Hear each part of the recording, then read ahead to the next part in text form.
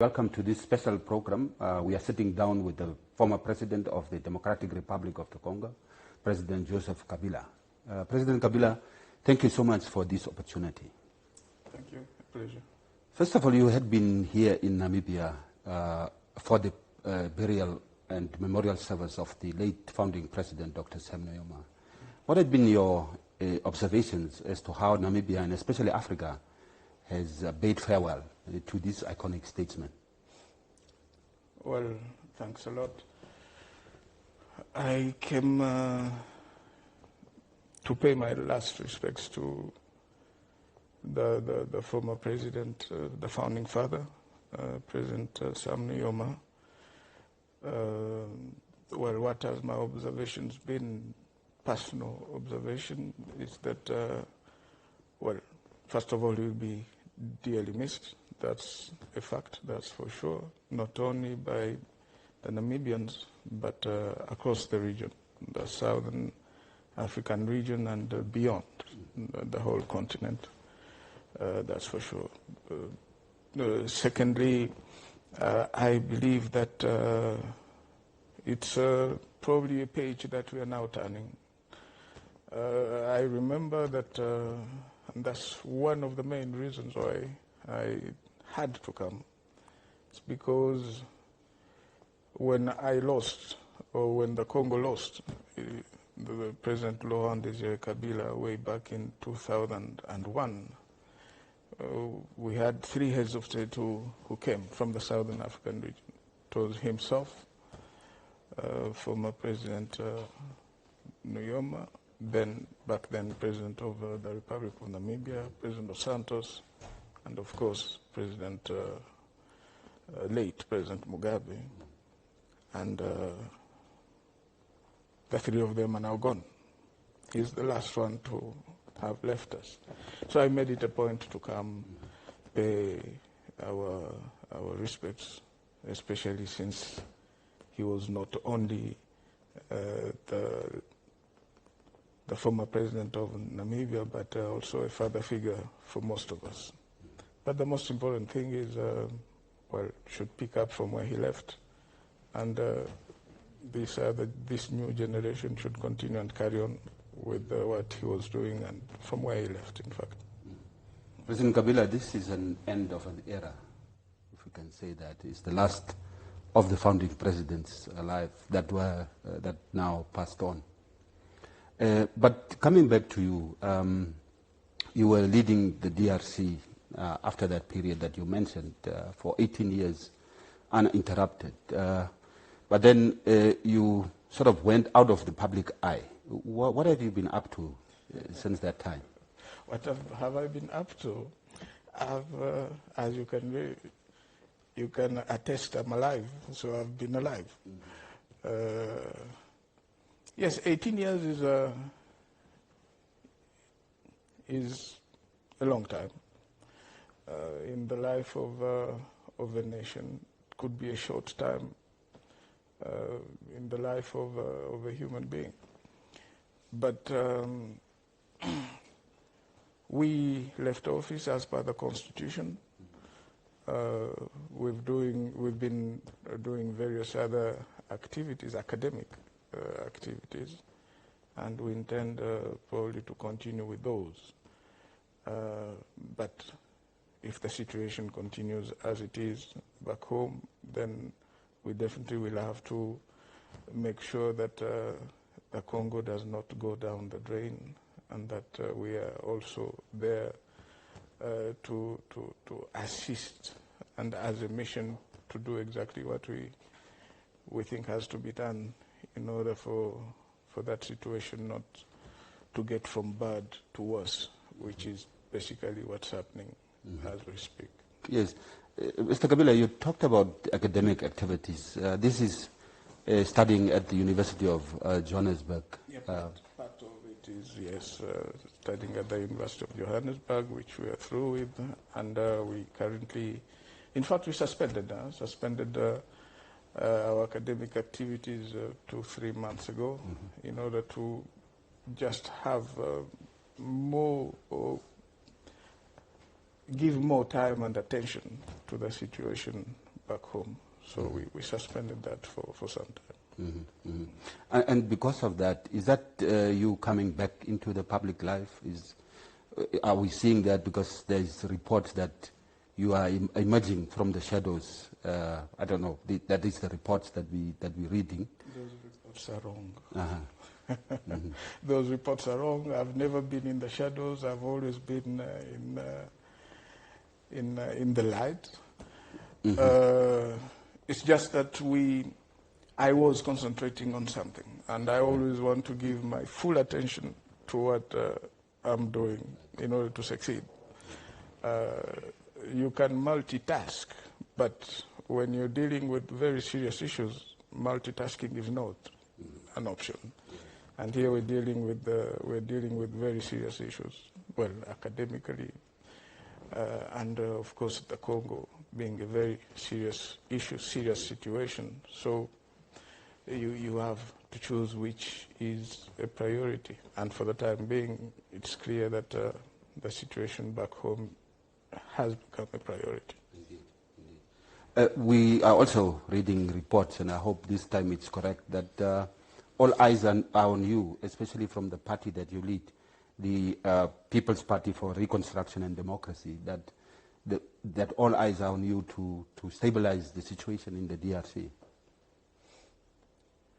Well, I don't know where that report comes from, but in any case, I believe that the situation in the Democratic Republic of the Congo is not a situation that has or can be dealt by just one individual. The Congo is a nation of 120 million inhabitants, Congolese. It has neighbors, not only neighbors around that huge country, but neighbors from as far as the Southern African region, Namibia, South Africa, and the others. So I believe that each and every entity, the Congolese people, have a role to play, individually or collectively. The region has a role to play, and I believe they've been trying to do that. We could have wanted it to have been handled differently, and probably better than the way it has been handled. But all the same, I believe that it's the good will and the good intentions that count.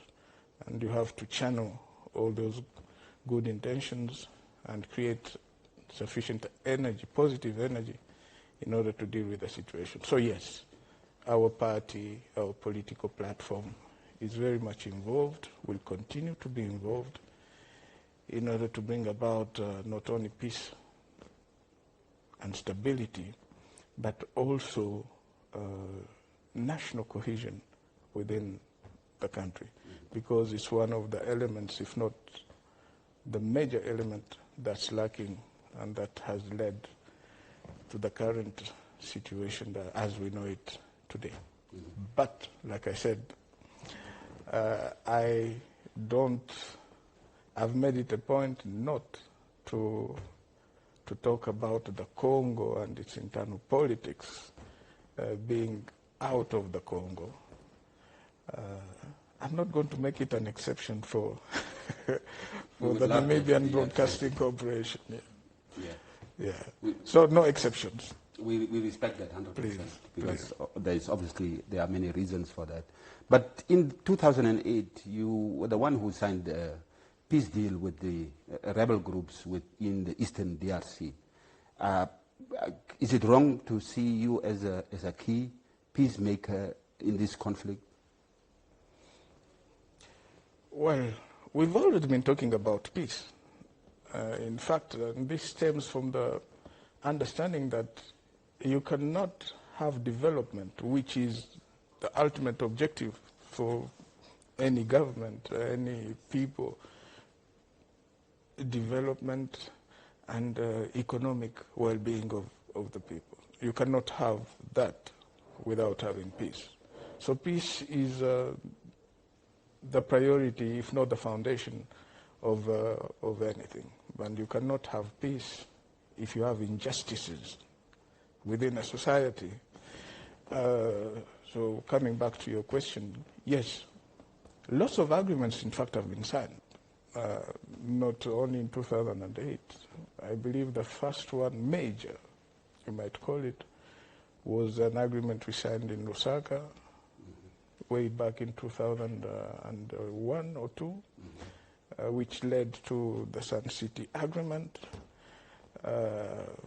created a government of transition up to 2006. Subsequent elections were organized, with the constitution having been adopted by referendum in 2006, and then elections. Yes, we had our ups and downs also as a government, with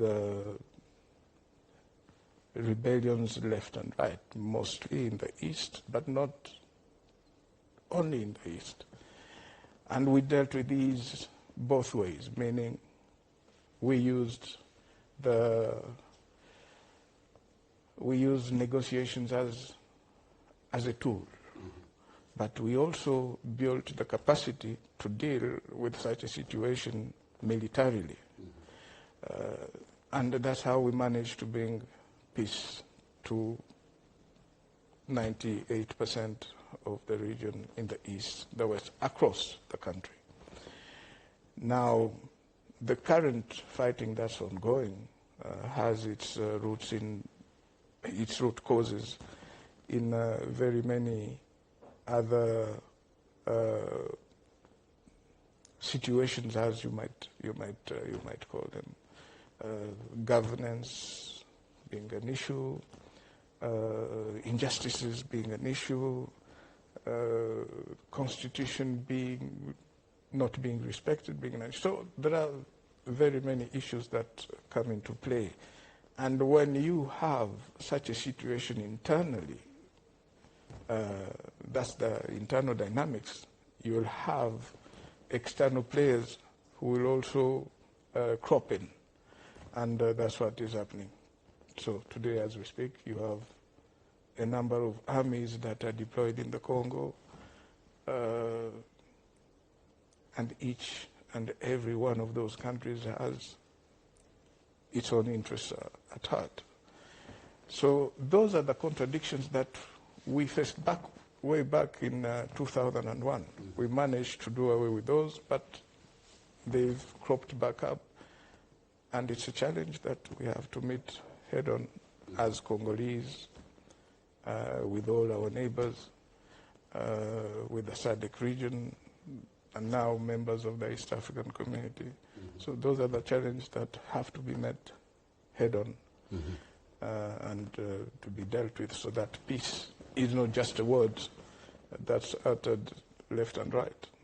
You spoke about the withdrawal of foreign troops and so on from the DRC. Would you say that is the first step of attaining this elusive peace in the DRC? Well, from my experience way back in 2001, we took a bold decision. We either took that decision because we were very courageous, or we took that decision because we were very young. But in any case, it was a very bold decision. Our decision in 2001 was, we believe all foreign troops have to leave the Congo in order for peace to be achieved, and in order to give the Congolese the flexibility to talk about this thing that's called peace. And that's how most of those troops left. Congolese were left to deal with their own issues, but of course with the support and accompaniment of the partners of the Congo, the region and beyond, the United Nations also included. But is it the same therapy that can or will work, the same miracle today? Now, we have to sit around and go into that, dwell into that. But I believe that there is nothing that's as important as a country being within its borders, sovereign decisions, and there not being 7 armies battling it out, mercenaries included, hundreds of armed groups. Now, when you have such a mixture, well, it's quite an undesirable situation. It's very complex indeed, Your Excellency. But in terms of the situation itself, and President Ruto is mediating, and he's got a very difficult role to play. I think very complex in terms of that. But how do you see his mediation helping to at least come to sort of an agreement to what we are saying today? You see, you're bringing me back to talking about the Congo and its internal dynamics. But I don't know whether you want an answer from an elder statesman, myself, or you want an answer from just a former president. My advice, if at all anybody wanted my advice on this particular issue, my advice could be talk to the Congolese people. They know better, they know best, because they've already been there. They've climbed that mountain, they went down the valley.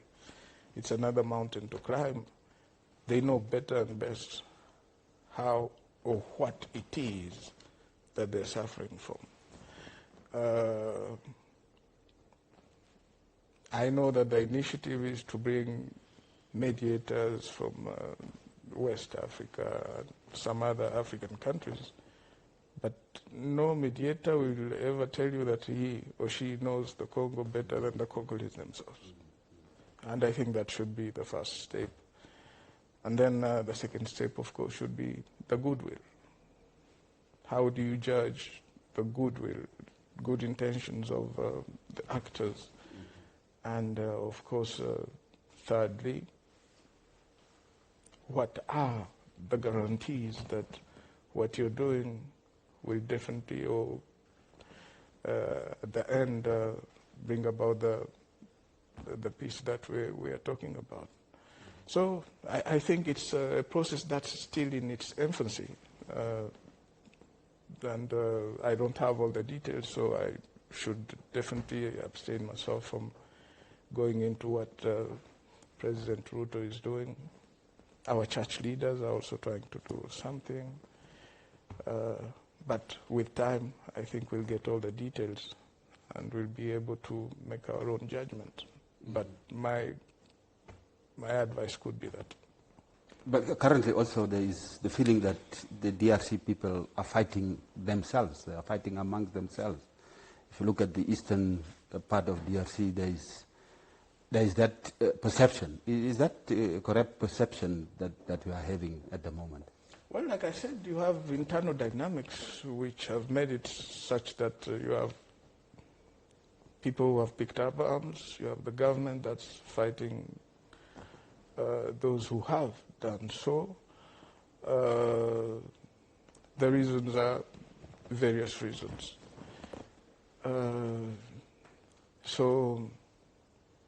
And I talked about the external players also. These are countries that are involved without necessarily naming them. I talked about 7 countries that are already involved, and probably more are supposed to come in. So the very first thing that I believe has to be achieved is to bring about internally a consensus on what it is that is wrong. When you reach that consensus, then you definitely will be on the right path to finding a cure for that. That was our approach in 2001. That today could also be the best approach as we speak. At the time when you left office, you had a very good alliance with President Felix Tshisekedi. What is the status currently of that relationship? Well, did we? I believe when you left office, there was... Yeah, when I left office, we had a coalition. We had the government of coalition, or coalition government, we called it, which was in place. But, well, that government unilaterally was stopped, or the coalition came to an end because President Felix decided that he did not need it. Well, we took note of that, and up to now we've taken note of that. So what's the status of the relationship? Well, I'm not in a position to say that. You're bringing me back to internal politics. My apologies. Let's talk about Namibia. Yes, share your experiences, your impressions of the country, how we are going, and after 35 years of independence, we are looking to swearing in a first female president. What are your views on that, Your Excellency? Well, very positive views. Very positive views. Namibia has come to be a beacon of not only peace but hope, in large, because of the work that was undertaken by the founding father, and of course those who have come after him. And after 35 years, and 35 years is not a long time. In the history of a nation, 35 years is quite a short time. The dynamics, the peace and stability that have been maintained in this country are to be commended. The development that's taking place is supposed to be commended. But Africa still will have challenges 10 years from now, 15, 20 years from now. In any case, any country in the world will always have challenges to be overcome. It's just the resilience of the people and the vision of the leadership in place that will always guide the people and the nation towards stable waters. And I think Namibia has had those. With us turning the page on the illustrious founding father, I think it's what should continue to inspire the leadership of this country to continue and move on that same path, and probably do better where they believe they can do better. That could be my take. Just on the Vice President of Namibia, Netumbo Nandi-Ndaitwah, being sworn in as the first female president, your thoughts on that, Your Excellency? Well, it should be encouraged. It should be encouraged, and I believe that it's because of the policy, you might call it policy or politics, that the ruling party has in place. I was informed that the question of parity, 50-50 is an important one, and I believe the fruits of that parity is what you're seeing now with the first female president being sworn in. Do we, or could we see, might we in the near future see that in very many other countries, African countries, why not the Congo? Yes, I truly think so. It's an uphill task, but I think now with what's happening here, people are definitely going to be prepared to see that in other countries. Your Excellency, as a conclusion, a 53-year-old former statesman, you called yourself an elder statesman. What does the future hold for President Joseph Kabila? For those who believe in God, like myself, I'll say, well, only God knows. Our intentions are to be very much available to serve our country, to serve our people, continue to serve our people, and serve the region also, Africa, because the Congo is an African country, Namibia is an African country, And what we should be looking at is not just our, you won't mind if I say our small countries, but the continent as a whole, because we are bigger, we are stronger as a continent, as Africans, as opposed to just being Congolese, Namibians, and this and that. So we still have a bit of energy to continue to serve that very cause. Yeah. Your Excellency, thank you so much for this Thanks opportunity. a lot.